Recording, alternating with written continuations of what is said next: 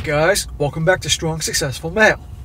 So for today, I'm going to go to an article titled, He's 70 and fairly wealthy. I met the love of my life 3 years ago. How do I politely ask that he include me in his will? And guys, this article is, for lack of a better term, a senior gold digger who's trying to get a piece of the action of her boyfriend of 3 years. You're going to see, she wrote, this is from Market Watch, and she's writing into this expert, whoever this expert is, asking the advice, as a lot of people do. And you're going to see how this expert, politely, in words that doesn't get him fired, pretty much puts her in her place. And that'll be an entertaining one to go over here, guys, to show you that the behavior doesn't change. Whether a gal's in her 20s, 30s, 40s, or in this case, 70, she's 77, same thing, the gold diggers, and how you got to be careful. And I want to bet that there are a lot of guys that watch me that are 60 plus that maybe are divorced, never were married, and have their, lady friends, because when they get to a certain age, it's no longer boyfriend and girlfriend, it's lady friends, gentleman friends. And maybe some of you guys have experienced this, and be careful, because a lot of these guys, when they get older, they need some help, because, as you get older, you could use someone to help you out with going to the doctor and help around the house and someone to rely upon. And some of these gold diggers can slither their way right into a guy's life and get it in that will. And next thing you know, his kids aren't getting anything. So just be careful. But I like this one because it reveals reality. And the Market Watch guy definitely tells what I would tell, except I would say it more bluntly. It says here, Dear Quentin. Okay, Quentin's the expert here. I'll get right to it. I met the love of my life, and we are now in an almost 3-year relationship. He's 70 years old and fairly wealthy. I'm 77 and independent, but not wealthy. I own my own home, as does he. We're both in good health. We both agree that marriage is not on the table. So she owns her own home, she says, and she's, I'm assuming, on Social Security and probably should be okay enough. And yet, look what she wants. However, we both love, trust, and committed to each other completely. As life partners, there are the obvious health and financial concerns. His will designates his estate to his boys, both millionaires in their own right, who don't need his money. She had to put that in there. They don't need his money. Well, neither do you. His 2 sons are against any kind of commitment, as their dad has had 2 failed marriages. So their dad is obviously picks the wrong women, or just as a bonehead with relationships, who knows? The last marriage almost wiped him out financially, and the divorce was ugly. I'm not interested in his estate.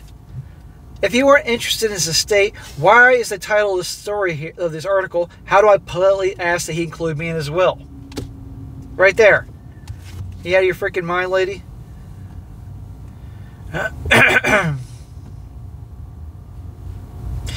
I'm only interested in living out our lives comfortably and taking care of each other. Well, then do that. But you're not getting his money. The burning question I have is, what if he passes before me? Without an agreement or being named in his will, I'm left without anything. Left without anything. Number one, didn't you just say you own your own home? And I'm assuming you're on Social Security and have some money put away? Make up your fucking mind, lady.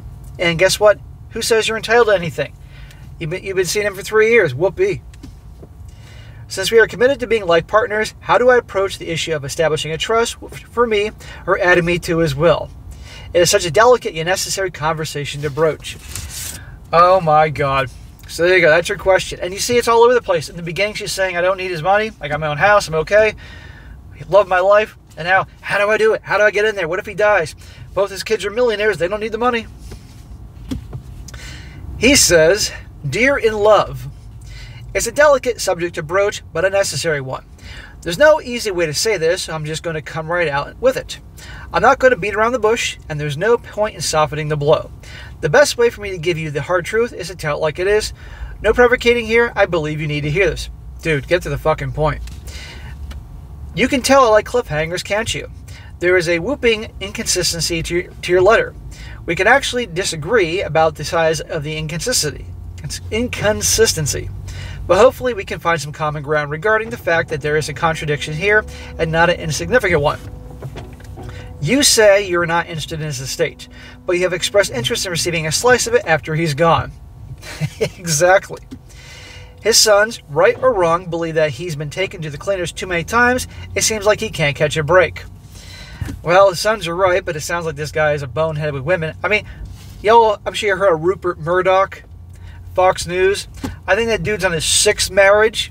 But it's amazing. These guys, these very wealthy men, successful men, can be incredible in their business careers. But when it comes to women, are terrible. And they're complete morons. Without a will or trust, as you say, you are left without anything of his. That's not such a cruel or unusual outcome. You've had a happy, loving relationship. You still have everything you have earned throughout your life. That's everything you had before you met him. It's a bold move asking your partner of 3 years if he would include you in his will, or, I've got a better idea, set up a trust for you. If the roles are reversed, I suspect you might believe he was interested in you for your money as much as he was interested in you. Thank you. All his sons have to hear after his 2 divorces, failed marriages, to hear that this girlfriend of his is, pulling this. Oh, they're going to lose it. 3 years is not long enough time to be together before making such a request. But you don't ask me whether you should make it, just how to raise the subject. So if you must ask, come straight out with it. How would you feel about setting up a trust for me in case you die before me? Don't tell me for a second, guys, that this woman doesn't know darn well this guy, the odds are strong, that sooner or later she could pull his strings, use her tactics to get a piece of the pie. Guaranteed. Or, I know your sons don't want you to get married again, and I understand, but I would like to explore the idea of setting up a trust where we each leave each other our homes and X amount of money. He says, you're 7 years older than your boyfriend, so your life expectancy is almost even. It's not exactly artfully worded, but a more opaque request would be the verbal equivalent of Gretel leaving Hansel a trail of breadcrumbs, and you'd risk coming across as crazy and mealy-mouthed at best, and underhanded or menacing at worst. The problem, you're making a request for financial stability when you already have found the golden fleece, and even if you did not have independence, it's not his responsibility to provide that for you.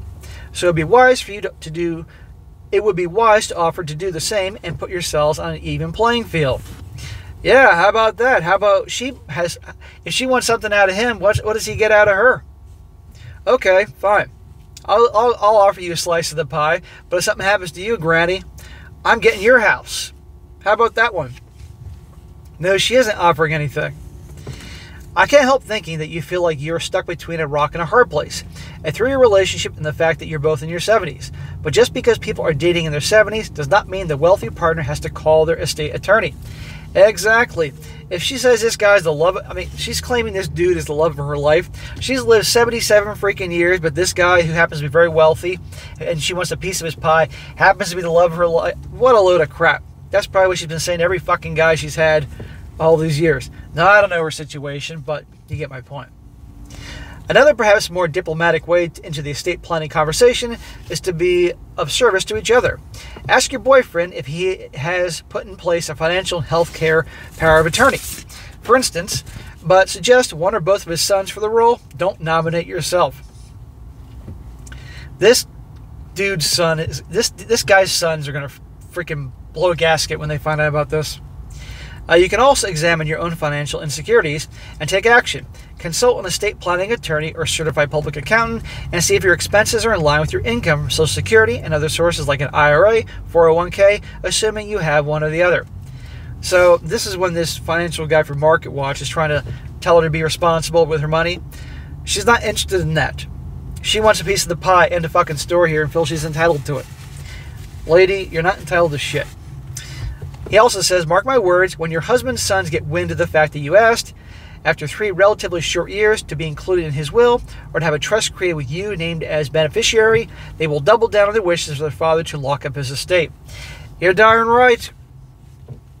Just because someone with 1 million or 10 million or 100 million enters into a relationship, it does not mean they owe their boyfriend or girlfriend anything other than their time, their honesty, their fidelity, if that's agreed upon, and their respect. Money is not part of the deal. Amen. Exactly. But why do you think she's with this guy? Why do you think she's not with some other guy who, spent his life working on engines for Ford or General Motors? And let me make this abundantly clear, nothing against those guys. at all. But my point is, in her mind, she wants to be a guy who's worth millions and millions. After 2 bad divorces, he's still loaded here. Why isn't she just with a regular average Joe that made a comfortable, good income and he's comfortable living in his retirement years? Because she's going after this guy on purpose. She's a gold digger, a granny gold digger. It says, if your boyfriend does not wish to get married, he likely doesn't want to commingle any of his assets as well. He is not looking to support a partner who does feel obligated to give any money to his partner as a symbol of how much he loves her. It's simply off the table. Exactly. I'm puzzled. You don't need his money, so why do you want it? Because that's why she's with him. That's why. She wants to live the lifestyle. End of fucking story. You have your own home, which I assume is paid off, and you appear to have enough money to live on. You've gotten a taste of his lifestyle, but there's no rule book that says you should become accustomed to it. Marriage dates back thousands of years and was essentially created to protect people's property and finances. It was then, as is now, a contract. That's why people lose their shirts when they break the marriage contract, or in more cases, off their partner. Man, I wouldn't put it past this lady she gets put in his will, or she somehow, if he was dumb enough to give her some power of attorney over his health or something like that. Oh God, I wouldn't be surprised. This would be like a story you read. It'd be like a true crime story. And then boom, he suddenly just so happens to, die in his sleep after he signed things over to her. Signing a marriage contract is a serious business and should not be undertaken lightly. Two people marry because they want to show that they intend to stay together for the rest of their lives. Marriage also provides legal protection for the children of the union. People sign prenup agreements because they know that despite their best intentions, feelings change and circumstances change. Just ask the Golden Bachelor and his bride, who are also both in their 70s. That marriage lasted about 5 minutes. I think I did see they had some Golden Bachelor show, because there was the Bachelor and the Bachelorette thing. And if I'm not mistaken, first of all, these shows are bullshit. But second, that these things apparently don't ever usually work out for most of the people that get hitched. And no surprise here, what he just said, this didn't work out. The irony here is that your respective ages and circumstances mean that you don't need to muddy the waters of money. That's a gift. Your boyfriend doesn't need a prenup, marriage license, or bequest to know that he loves you for who you are, regardless of money, do you? If the answer is no, simply enjoy the time you have together. So, that is the guy from Market Watches. Very nice and carefully chosen words to say, back off, gold digger. But over here on the SSM channel, I don't have to answer anybody except for YouTube in terms of some of the things I say. So here's what I say. Back off, gold digger granny. You may have been giving him gum jobs for the last 3 years. It doesn't tell you to shit, okay? And if you're only with him for his money, which we all think is true, fuck off. And that's what Quentin can't say that, but I can say that here. All right, but there you go, guys. If she truly was with him and she's happy with his time, she wouldn't be asking for this. And here's the deal: he'd probably give her something anyway. She didn't ask, but now she's thinking about bringing this up. Now, what do you think? Do you think after this dude here said what he had to say to her in response to her letter that she's going to bring it up? Probably. But I'm convinced she's only with this guy because he has the wealth and she's enjoying the lifestyle that provides, and she wants that. But, hey, why isn't she offering something from her estate for him? If she croaks, okay, he gets her house. He gets this and this. And fine, he can then sell it off and give it to his favorite charity. Who the hell knows? Give it to the animal shelter down the street, or the poor children that have cancer, or wounded warriors or something. But, no, she's not offering anything. So, here you go, guys. The gold digging, it doesn't stop. It goes on forever. So, for you guys that are older, maybe 60-plus, you're in your retirement years, that's a better way to describe it for those that actually can retire nowadays. Be careful. Be careful with your lady friends, because some may just be looking, they may be, money's tight, they're not getting what they need to pay for the bills of Social Security, which that happens a lot, it's understandable, but that ain't your problem. And there are plenty of people out there, whether they're in their 20s, 30s, 40s, or 70s, they're looking for a guy they can mooch off of. And I really want to know, would she be saying this guy's her love of her life and everything's so amazing, if this was just an average Joe who spent his life working, for Ford or General Motors or whatever. And I'm not saying those guys didn't do well, but there's a difference between those guys and guys that were multi-millionaires with fucking Ferraris and boats and stuff like that. You get the point. Can't make that more clear. I'm not dissing anybody that works at Ford or General Motors. I know somebody's going to overreact. But an average Joe who's comfortably living, why isn't she with that guy? We know why. So there you go, guys. It happens in the 70s. So F off Granny Golddigger. You're not getting his money. All right, guys, that's it for today. Be sure to comment down below. Let me know what you think about this. Any of you guys that are in 60s plus who done well for yourself, you got a decent nest egg in your retirement, you're divorced, or maybe you're a widower, and obviously you see other women. Have you experienced something like this? Have you sensed that, trying to get a piece of your pie? Let me know about it in the comments section. I'd like to hear about that. And be sure to like the video, share with your friends, and subscribe. I'll catch you next time.